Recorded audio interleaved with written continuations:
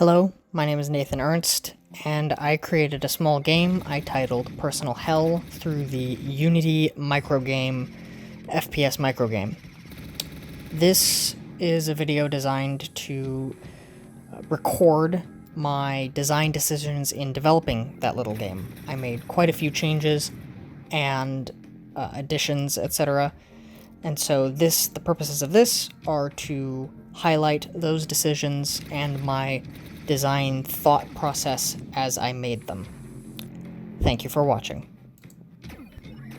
So first I'll talk about the weaponry, because weaponry is extremely important within a first-person shooter. There are a number of weapons, and I'll just start with them in order. The first is a pistol. This is not designed to be an effective weapon. It's semi-automatic only. I did leave the fire cap quite high so that it wouldn't be frustrating to have high-skilled players click really fast and have nothing happen. It is designed to have a high fire cap, but it is a very low DPS weapon. If I were to have more time and really fleshing out this little idea of a game, I would follow a traditional path of having it be a starter weapon, and the player slowly builds their arsenal throughout time.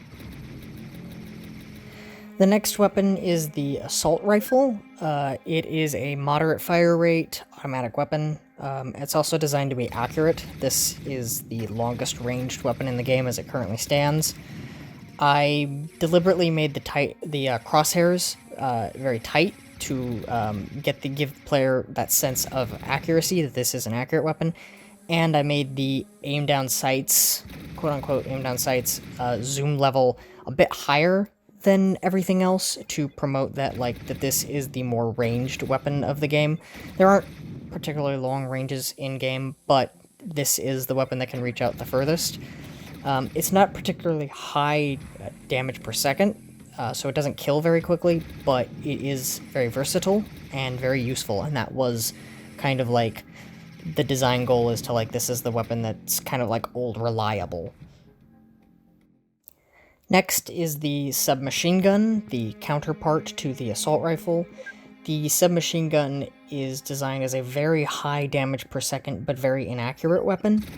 The fire rate is twice as much as the assault rifle. I think I set the submachine gun fire rate to 1200 and the assault rifle to 600 RPM.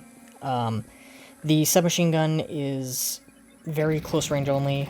Later on in the video, you will see that I try and reach out further and deliberately with it to show that it is not useful at those ranges. As you can see, the reticle is much wider to, again, communicate to the player that it has a very high fire rate and is inaccurate. One of the things across weapon design is that all of the weapons have fairly large, quote-unquote, magazines. They all work on a cooldown system, where they slowly recharge ammo over time. I deliberately made the slowdowns rather long so as to promote weapon switching. For example, if you empty your assault rifle and in that time enemies have gotten closer, you can then swap to the submachine gun and finish them off. This weapon is also excellent against large enemies, as it deals a lot of damage very quickly. Next, we have the regular shotgun. Of the 3 shotguns that I put into the game, this one is the most accurate. It's designed as a utility weapon in that it is meant to 1 to 2 shot smaller enemies.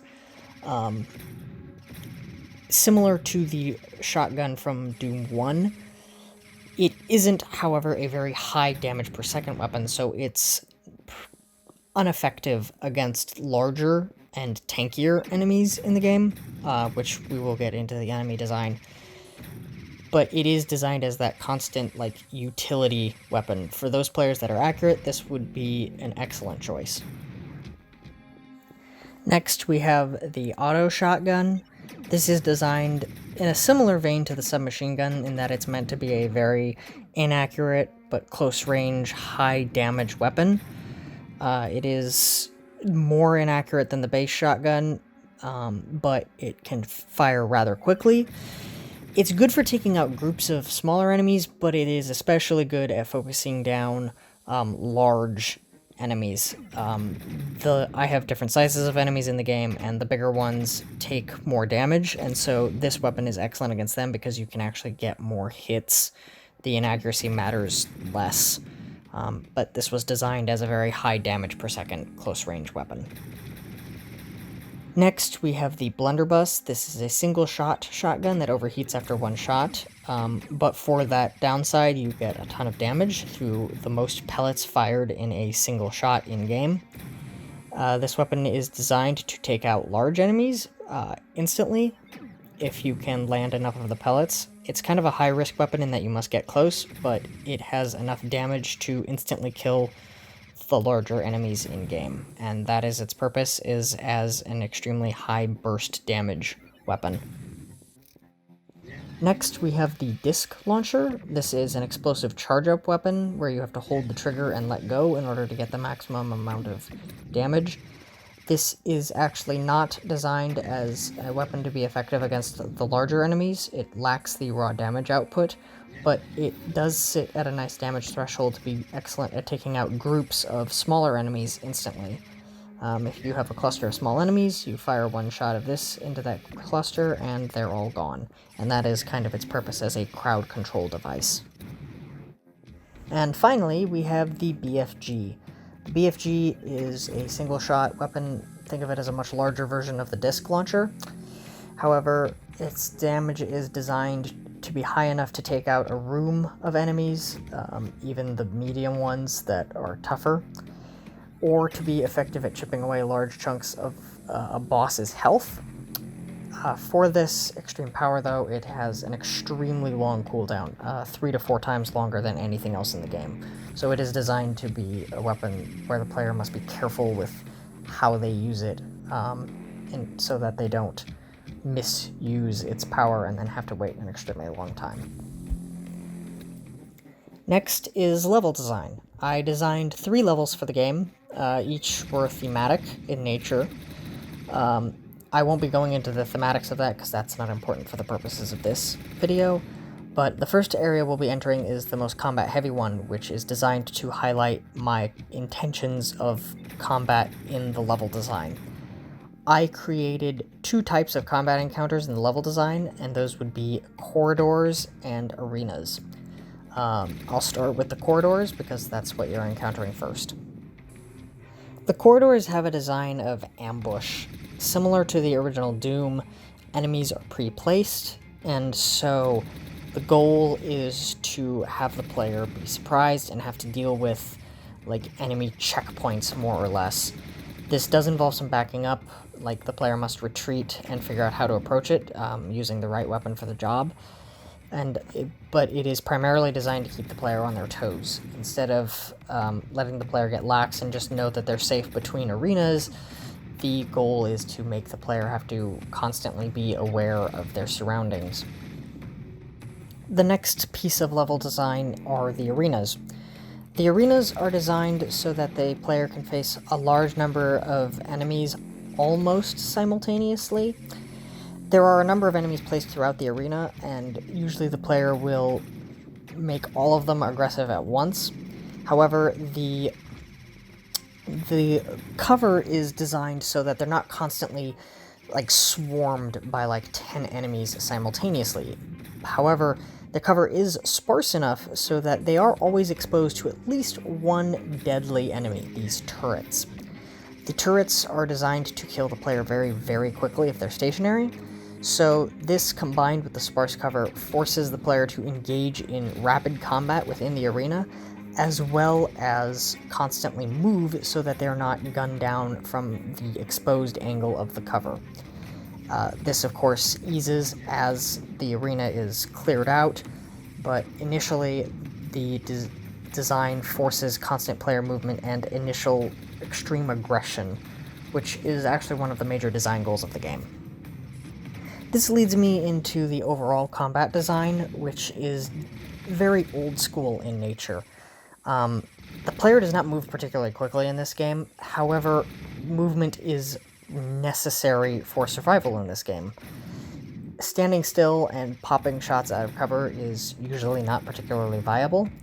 Instead, the player is given fixed health, which can be regenerated through killing the drones, which drop a health pack.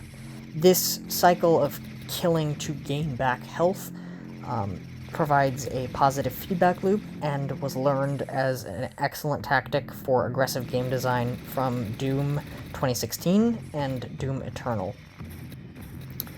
This constant requirement for movement is also reinforced through the enemy design. The enemies will kill you very quickly if you are stationary, but constant movement means that they will almost always miss, and that is designed on purpose. Their aim is lagged just behind the player enough so that at full movement speed, they will miss at almost any range.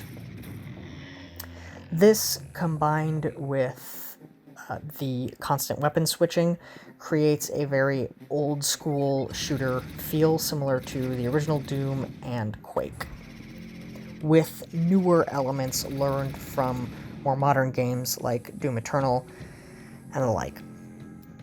The next thing I wanted to talk about is the enemy design. I've already spoken about it a fair bit through the other subjects, but I'll clarify here.